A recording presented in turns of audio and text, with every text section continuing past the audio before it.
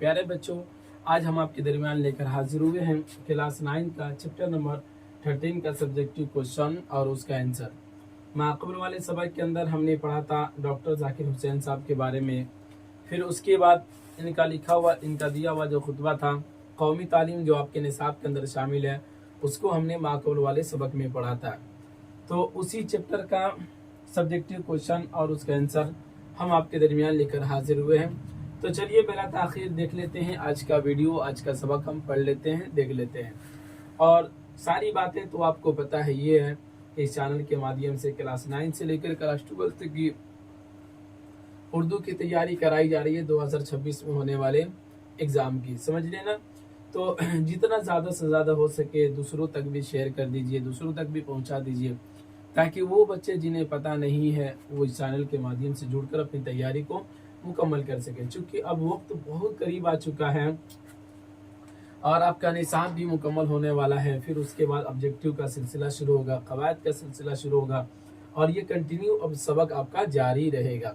यानी कि अब बेला नागा बेला ताख़ीर आपको क्लास मिलेगा, रोज़ इंशाल्लाह आपको क्लास दिया जाएगा। बस जितना ज़्यादा से ज़्यादा हो सके आप मुझे सपोर्ट कीजिए, मुझे सपोर्ट की ज़रूरत है आपकी। बस आप जितना ज़्यादा से ज़्यादा मुझे सपोर्ट करेंगे उतना ज़्यादा हमें हिम्मत मिलेगी। फिर हम आपके लिए और मेहनत करने की कोशिशें करेंगे और आपके लिए नए नए तरीके लेकर आएंगे।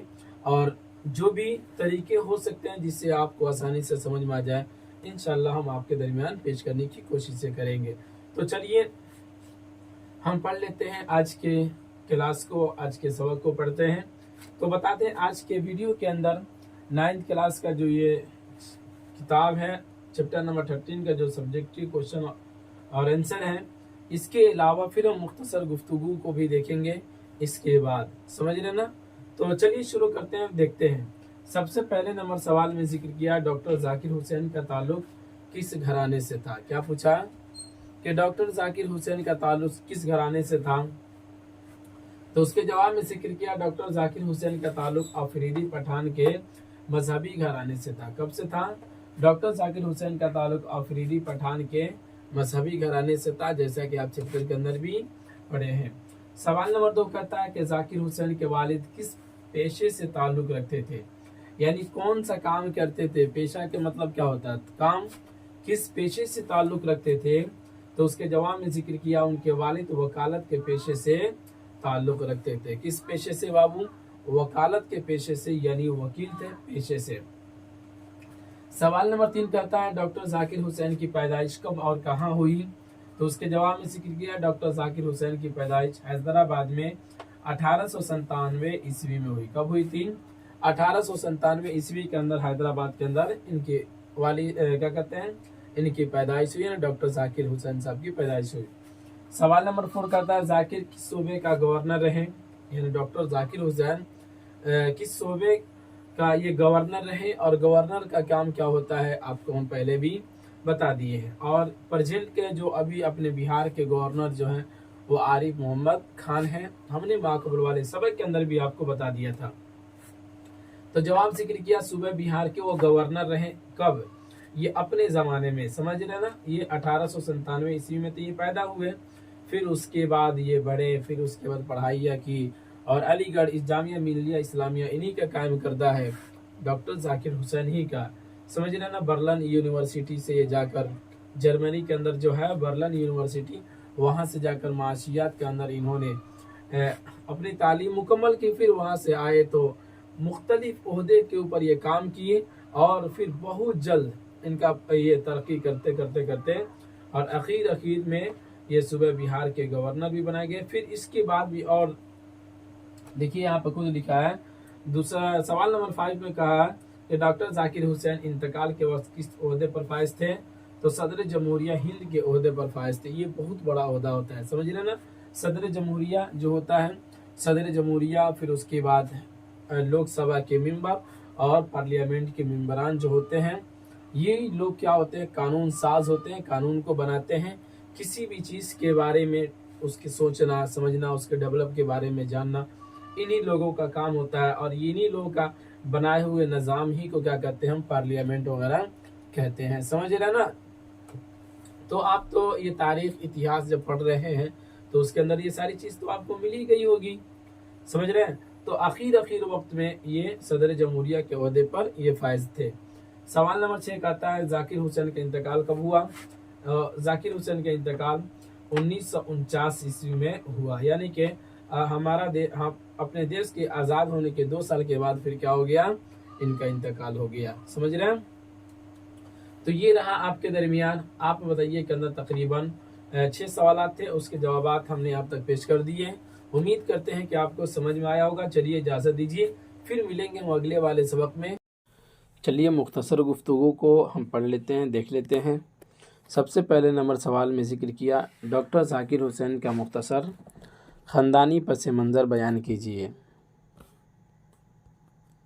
جواب ذکر کیا ڈاکٹر ذاکر حسین کا خاندانی پس منظر آفریدی پٹھانوں کا تھا، یعنی کہ اسی خاندان سے یہ تعلق رکھتے تھے اور اسی خاندان سے یہ آتے تھے۔ وہ آفریدی پٹھان کے ایک مذہبی گھرانے سے تعلق رکھتے تھے۔ 18ویں صدی کی ابتدا میں ذاکر حسین کے مورث کا یہ خاندان اتر پردیش کے قصبہ قائم گنج میں آباد ہو گیا۔ وہ قصبہ آج فرخ آباد ضلع میں واقع ہے۔ کئی پشتوں تک یہ خاندان قائم گنج میں آباد رہا۔ پھر ذاکر صاحب کے والد نے وکالت کا پیشہ اختیار کیا اور قائم گنج سے ہجرت کر کے حیدرآباد چلے گئے اور وہیں وکالت کا پیشہ شروع کیا۔ وہاں ان کا پیشہ چل پڑا۔ حیدرآباد میں ہی 8 فروری 1897 کو ایک بچے کی پیدائش ہوئی جس کا نام ذاکر حسین رکھا گیا۔ بچپن میں ان کی تعلیم و تربیت اعلیٰ خاندان کے بچوں کی طرح ہوئی۔ جب وہ 9 سال کے ہوئے تو ان کے والد کا وصال ہو گیا۔ پھر ذاکر حسین اپنے بھائیوں کے ساتھ اپنے آبائی وطن قائم گنج واپس آئے اور ایٹا ضلع کی اسلامیہ ہائی اسکول میں داخل ہوئے۔ سمجھ رہے نا؟ اس طرح سے ان کی کیا کہتے ہیں ڈاکٹر ذاکر حسین صاحب کے مختصر تعارف، خاندانی مختصر پس منظر بیان کیا گیا۔ یہ چیپٹر کے اندر بھی آپ پڑھ لیے ہیں، سمجھ رہے نا؟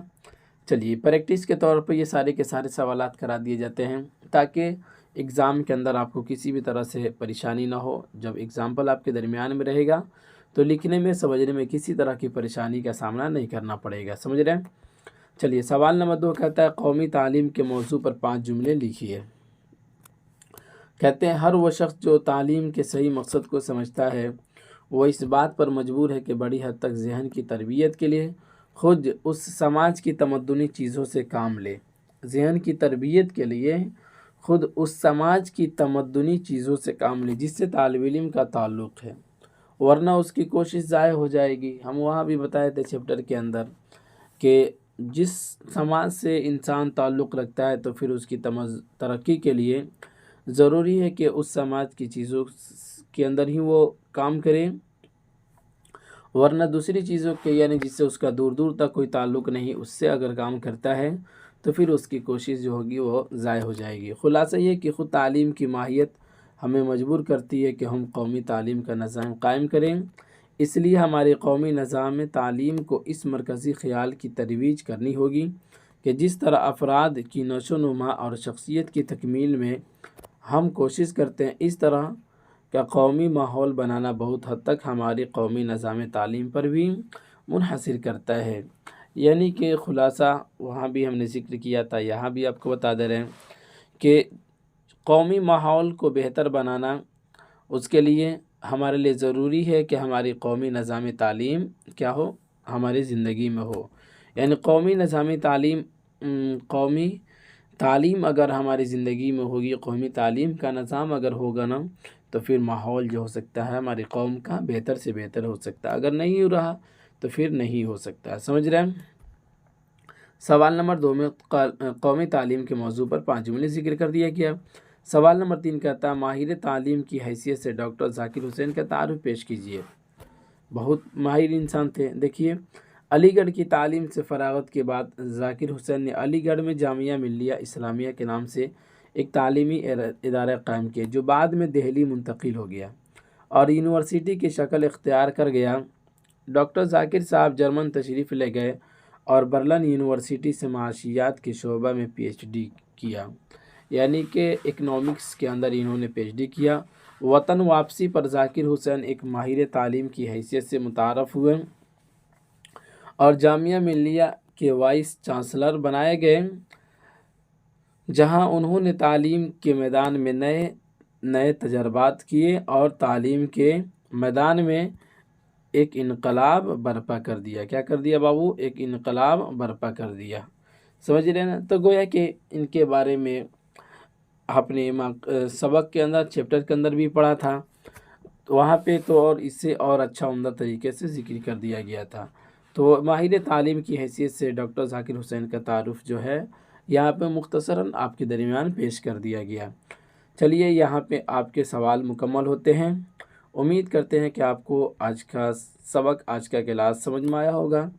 तो चलिए चलते चलते फिर एक क्या प्यारा सा कमेंट करते हुए चले जाइएगा और जितना ज़्यादा से ज़्यादा हो सके अपने दोस्तों साथियों के पास शेयर कीजिए, ताकि वो लोग भी चैनल के माध्यम से जुड़कर अपनी तैयारी को बेहतर से बेहतर बना सके। आप देख ही रहे हैं कि रोज़ बरोज़ आपके लिए मेहनत की जा रही है, रोज़ बरोज़ आपको सबक दिया जा रहा है और हमने कह भी दिया कि इंशाल्लाह आपकी क्लासेज जो है अब रोज़ बरोज़ चलेगी। समझ रहे ना? चलिए मिलते हैं फिर अगले वाले सबक में। खुदा हाफिज़।